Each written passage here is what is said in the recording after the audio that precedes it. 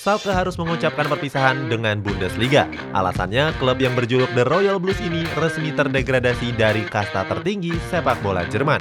Cetak Gol coba mengulas kronologi kemunduran Schalke sampai akhirnya bisa terdegradasi seperti sekarang. Simak ulasan berikut ini.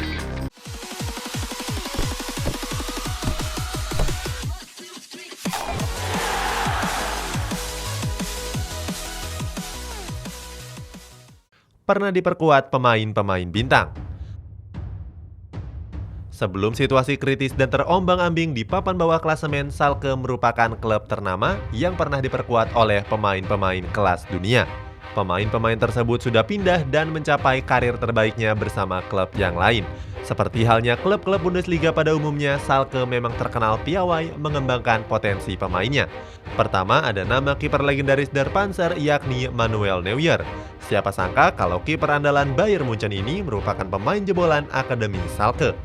Neuer sendiri menembus skuad utama The Royal Blues pada musim 2005-2006. Dari 203 pertandingan yang sudah dia mainkan, Neuer sukses meraih 80 clean sheet dan bobol 194 kali. Performa apik itu membuatnya dikejar-kejar oleh berbagai klub top Eropa dan Bayern Munchen berhasil memboyongnya ke Stadion Allianz. Kedua ada nama playmaker terbaik timnas Jerman yakni Mesut Ozil. Sama seperti Neuer, Ozil merupakan lulusan dari Akademi Schalke dan menembus skuad utama pada musim 2005-2006.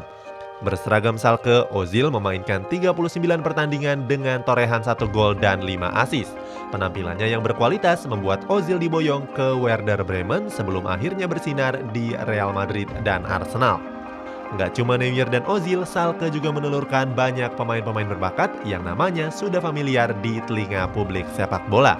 Mulai dari Joel Matip yang bersinar di Liverpool, Ivan Rakitic di Barcelona, Julian Draxler di Paris Saint-Germain, dan Leon Goretzka dan Leroy Sané di Bayern Munchen. Melakukan blunder dengan menjual pemain-pemain bintangnya. Schalke punya salah satu akademi sepak bola terbaik di dunia. Hal ini diakui langsung oleh petinggi Bayern Munchen Karl-Heinz Rummenigge. Walaupun begitu, Schalke nggak mampu memanfaatkan potensi pemain-pemainnya. Dengan pemain-pemain seperti Neuer, Ozil, Rakitic, Draxler, Goretzka, dan Leroy Sané, Schalke bisa dengan mudah menembus papan atas Bundesliga. Tapi sayangnya mereka punya pandangan yang berbeda. Schalke lebih sering menjual pemain-pemainnya yang menjanjikan secara jangka pendek. Mereka menjualnya ke klub-klub yang lebih besar dan lebih kaya. Hasil penjualannya digunakan untuk memenuhi kebutuhan keuangan mereka. Berdasarkan data dari Transfer Market, pemain termahal yang pernah dibeli Schalke adalah Breel Embolo. Embolo didatangkan dari FC Basel dengan harga 26 juta euro atau sekitar 455 miliar rupiah saja. Bandingkan dengan pemain-pemain yang pernah dijual FC Schalke. Di daftar teratas ada nama Leroy Sané. Leroy Sané saat itu dijual ke Manchester City dengan harga 52 juta euro atau sekitar 910 miliar rupiah. Selain Leroy Sané, Schalke juga menjual Draxler ke Wolfsburg, Thilo Kehrer ke PSG, dan Neuer ke Bayern Munchen. Ketiganya dilepas dengan harga tinggi lebih dari 30 juta euro. Namun setelah dipikir-pikir, talenta ketiganya mungkin harusnya lebih besar daripada 30 juta euro. Terlalu sering ganti pelatih. Kemunduran performa Schalke juga disebabkan oleh manajemennya yang sangat buruk. Hal ini terlihat jelas dari kursi kepelatihan yang silih berganti. Di musim ini saja, Schalke sudah 5 kali ganti pelatih. Sejak bulan September tahun lalu, Schalke sudah mengganti David Wagner, Manuel Baum, Huub Stephen, Christian Gross, dan kini Dimitros Gramosis. Gramosis sendiri baru diangkat pada awal bulan Maret yang lalu untuk menggantikan posisi Christian Gross yang menjabat selama 2 bulan saja. Sebelumnya, Gross tampil buruk di mana dia meraih 8 kekalahan dari 11 laga yang dimainkan. Sementara Gramosis sudah memperoleh 5 kekalahan dari 7 laga yang dipertandingkan.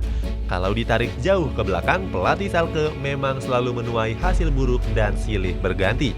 Sejak 1 dekade terakhir, Schalke mengganti kursi kepelatihannya sebanyak 15 kali. Alasannya nggak lain nggak bukan karena gagal mendongkrak performa tim. Kebobrokan ini juga terlihat dari presentase kemenangan yang mereka raih.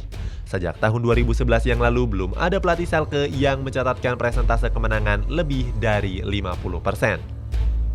Satu-satunya yang mencatatkan 50% presentase kemenangan adalah Hope Steven. Itu pun karena cuma memainkan 2 pertandingan dengan hasil 1 kali menang dan 1 kali kalah. Pergantian pelatih yang dilakukan secara terus-menerus tentu membuat tim harus sering beradaptasi. Hasilnya banyak pemain yang kesulitan karena harus bergonta-ganti skema dan gaya permainannya. Krisis finansial.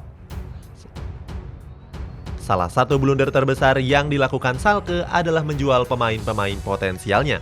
Hal ini terus dilakukan selama 1 dekade terakhir.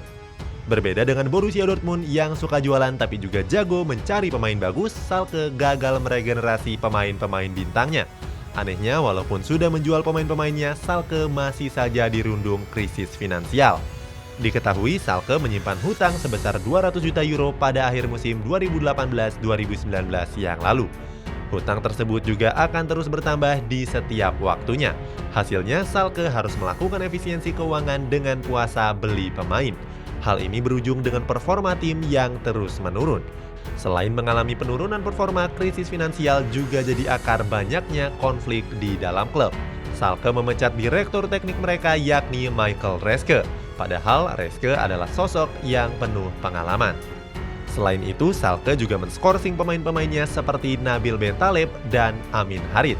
Keduanya disebut menciptakan kericuhan di ruang ganti. Vedat Ibišević bahkan sampai dipecat dan diusir dari klubnya.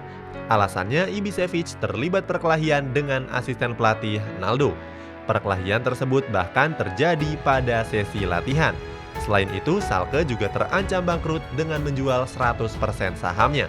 Artinya para pemegang saham saat ini sudah menyerah dan akan menjual keseluruhan saham kepada investor luar yang bersedia. Jadi jangan heran kalau Schalke akan muncul di musim depan dengan berbagai aspek yang baru. Hal ini tentu jadi hal yang tabu dalam sejarah Bundesliga. Diserang fansnya sendiri. Schalke resmi terdegradasi ke kasta kedua Liga Jerman setelah menelan kekalahan 0-1 atas Arminia Bielefeld. Kekalahan tersebut berujung dengan penyerangan oleh pendukungnya sendiri. Insiden ini terjadi ketika Schalke pulang dari laga kekalahan tersebut. Saat itu ada 500 pendukung Schalke yang menunggu kehadiran mereka di Veltins Arena. Berikutnya, pemain Schalke mendapat perlakuan buruk dengan serangan sumpah serapah dan lemparan telur. Mereka menyerang para pemain atas buruknya performa mereka di musim ini. Sejumlah pemain Schalke bahkan harus berlari menyelamatkan diri dari kejaran pendukungnya sendiri. Salah satu video yang sedang viral di internet memperlihatkan sang striker Mark Uth yang berlari mencari pertolongan. Di sisi lain, terdegradasinya Schalke nggak bisa dihindari lagi. Dari 30 pertandingan yang sudah mereka mainkan, mereka baru memenangkan 2 di antaranya. Hasil ini juga jadi yang terburuk sejak 33 tahun terakhir. Itulah sejumlah kronologi kemunduran Schalke dan berujung dengan terdegradasinya mereka dari Bundesliga. Bagaimana pendapatmu? Coba tulis di kolom komentar di bawah ini.